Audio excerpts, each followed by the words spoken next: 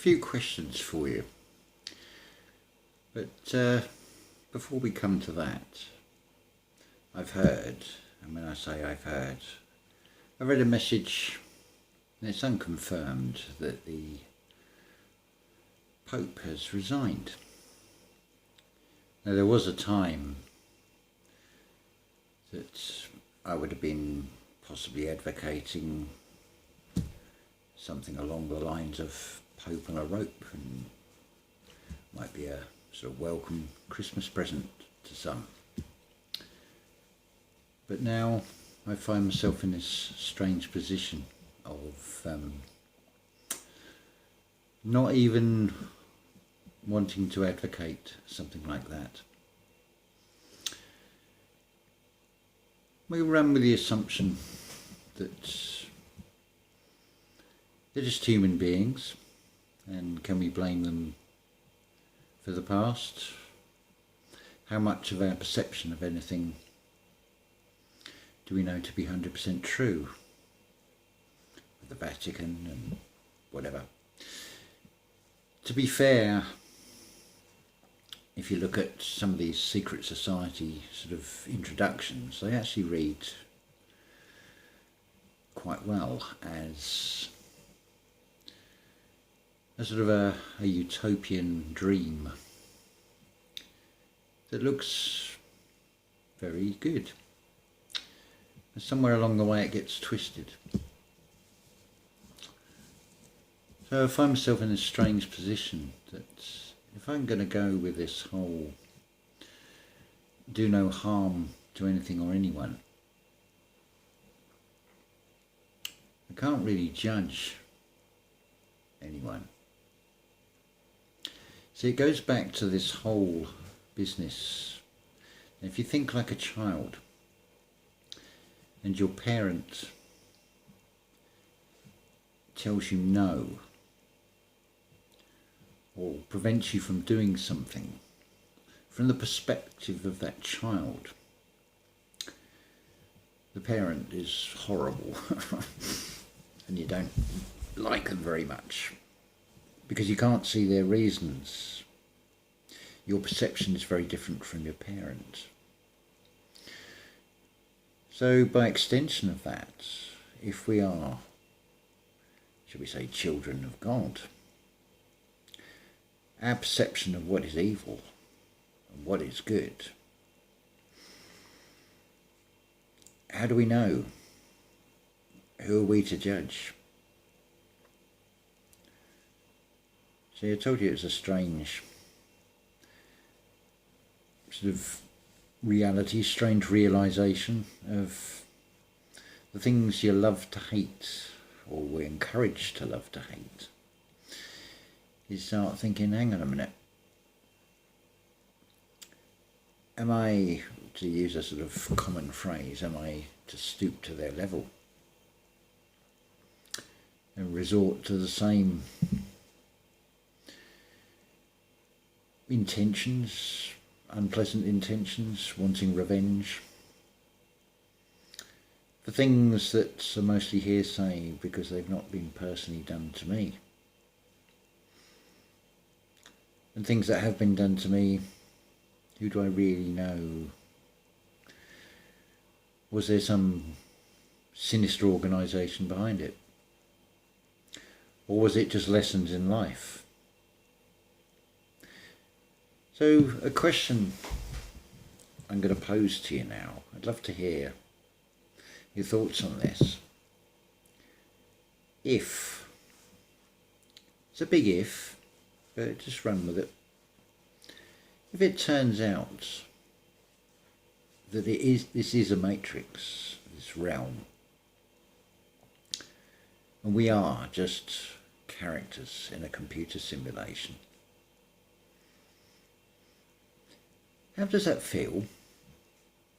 And from that, how you feel about it, where do we go from there? What do you think we should do? That's assuming it is a simulation and we're just characters. It's a funny thing really. We are four-dimensional, we are 4D. To put it in the Rudolf Steiner context, you are the physical body, you are the etheric body, the I organisation, and the astral body. So you're four, but the fourth dimension, you only see a frame, one small frame at a time, and that is what it is, it's time. You got your other three dimensions, yes, sort of space, your length, width and depth, from that sense. But if you think about it, you're a four-dimensional being in a three-dimensional reality. But as you listen to this or anything else on a device, you've gone from 4 dimensions right down to 2 dimensions, because you're looking on a flat screen, which is, where's this third dimension on the screen? So you've got your fourth, third and second dimension in one at the same time. Just little bits I ponder. Something I forgot to show you earlier, and it's an old sort of plastic coated tablecloth, so it's sort of staring me in the face, as it were, a lot of the time. It's this. I've saved a square of it. What do you see there? Just follow the line circles. I don't know which line. Are you following this one? Are you following that one? Or are you seeing the... It's a bit like a flower life pattern. It's, one of these circles is you. You are the centre of your universe. You've got your cardinal points, your 4 different perspectives on things, your 4 dimensions, your 4 bodies, and you notice, look how, like the flower life pattern, your circle that you move in overlaps with other circles. So for example, there'll be other channels, we'll listen to this one, I'll listen to overlapping channels, common subscribership, and same with circles of friends. And just look at the pattern with this. If we look at these so-called royal families, they move in certain circles. Any fraternities move within certain circles. Scientists will only talk generally in peer review to other scientists. And if they don't feel you're qualified, you don't get in, and you don't get to voice an opinion or add any thoughts, because you don't know what you're talking about, because you've not been scientifically rubber stamped and validated.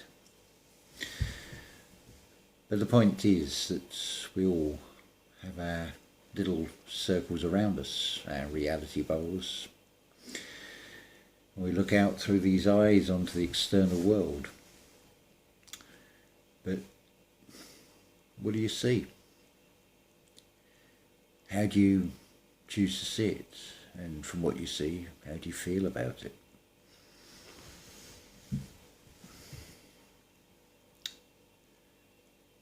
I feel that spring is pretty much here. And I'm not just talking about in the physical, natural, seasonal sense. I'm talking about spring as in spring forward, as humanity is about to do. Starting to spring forward, and perceptions of this reality, what you are, what you think you are. It's amazing actually, some of the channels that I listen to, some regular, some from time to time, some I check in now and again, depending on maybe the title, the topic. And it's amazing the profound wisdom the spiritual growth. It's just a pure joy to listen to. And you can tell who's speaking from the heart, who's putting all the emphasis on numbers of views and subscribers and whatnot, maybe even falling for the traps of getting a following and enjoying it and feeding the ego. It's just an experience. It's not for me to say and call out any channel. That would only be my opinion. It's your opinion and how you feel about anything you watch as to whether you feel it's genuine or not, or whether you think it's just a waste of time. But whatever it is, give it a fair chance, listen. A lot of the time I actually do just listen. I shut my eyes. I don't even look at the screen, because I want to focus on what they're saying. Really listen to what these external projections, external reflections of myself effectively are saying. Because if we're all reflections of each other, then there must be something in there that, the fact that something's got us to look, drawn our attention to it. But where is that draw coming from? Is it from within you? Another question, you close your eyes and tell me what colour you can see. It's a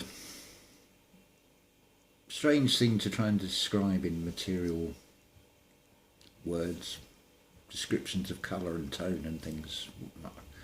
Same as that voice when you're reading a book. Is it your voice? Is it the voice of your imagination? Do you add accents to it? Do you distinguish different characters when you're reading a book and give different voices? Is it something even consciously thought of? Is it an automatic process? I don't know the answers to that. I observe it going on within inside myself, but I don't make any judgment on it. So yeah, I think this is something I need to do some real soul searching on. If it's about do no harm to anything or anyone, and in light of this external realm and this domino effect that is beginning. It's funny, the domino effect came up independently onto totally unrelated channels. Comes back to this. There must be one of these circles between the other circles. It's amazing. It's like an optical illusion, which this realm is, but there's patterns there. It's like a flower life pattern. It just shows so much. A simple tablecloth right there. How many times have I not even noticed it? And the answer was right in front of me and I couldn't see it. But isn't it always the way? It's always the last place that you look.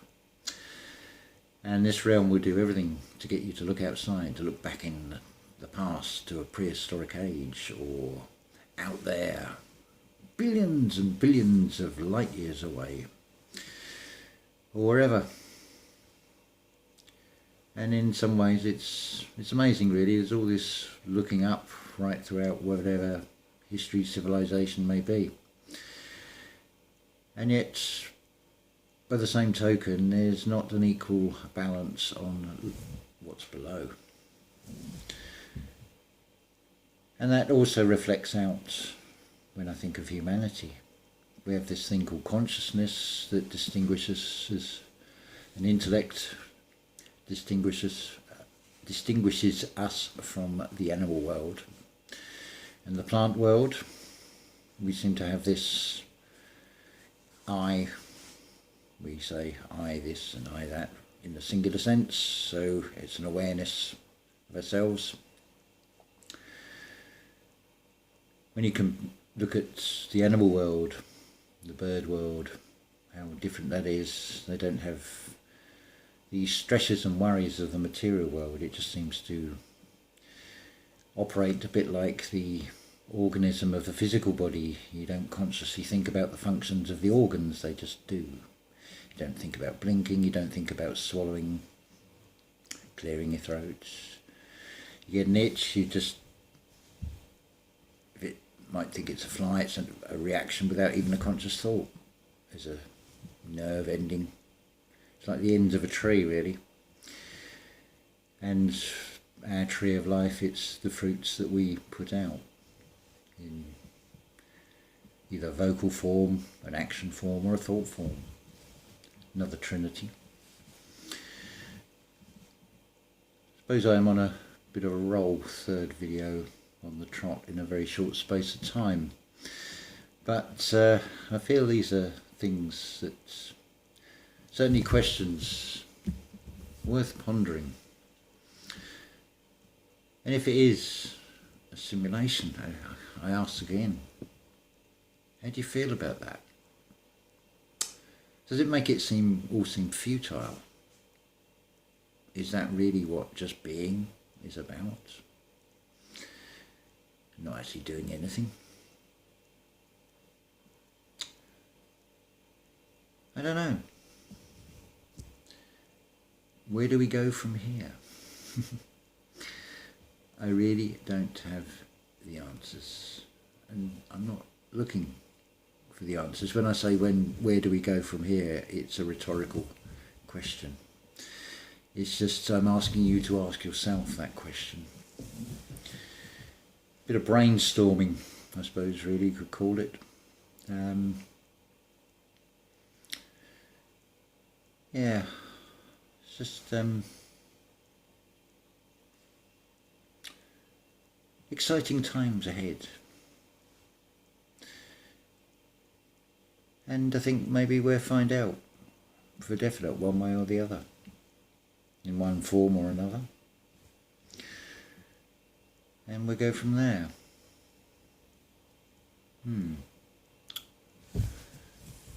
Coffee time. Let's check on, see how far we've got here. 17 minutes. Yeah, it's plenty long enough. I've waffled on again. So, do some soul searching. Where do we go from here? What do we do from here? Are we sitting in judgment of others? Should we be sitting in judgment of others? Or are we children? Are we co-creators? Do we have this innate strength and power within us that we don't really know how to use? Not even fully aware of exactly what it is. Are we still children? Is that the purpose of being here? To grow, to mature? The ability to co-create is quite a powerful thing to think about, and the potential of what you can create. There's an awful lot of what seem to be rather negative impulses and things that have been created in this material realm. So, do you want to create more of that? Do you want to create something new? Do you want to create something that we feel comes from the heart, comes from a place of love, rather than from intellect? It was put across very well on, I think it was a Rudolf Steiner. The Eastern world and the Western world being the sort of high point, as it were, of the intellect. And then you've got the mysticism of the East. The sun rises in the East and sets in the West. But if you bring those back together, East meets West, one way or another, whichever way round you go, as it were, doesn't matter if it's a globe or a flat earth, from that works on both. But it's conceptual and allegorical. So the east and west of there's two of your cardinal points within the mind. So if we say this was, say, north and the back was south, that would leave east and west, surely, the side to side. So what if we bring those two sides, the sort of merging of the upper and lower Egypt, you could say, the first united kingdom, perhaps, wordplay again, I know, but where do words come from? Words are made up of letters which are also expressed as the term characters.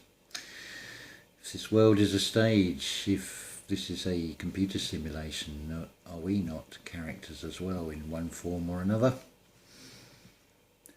I've gone on far longer. I always do this, don't I? We get this full stop and then I think of a little bit more comes and it just flows, and so I will stop there. And yeah, just let me know what you think about or any of the questions I've posed and how you feel about that, and I welcome your ideas. Interesting to read. Love to you all.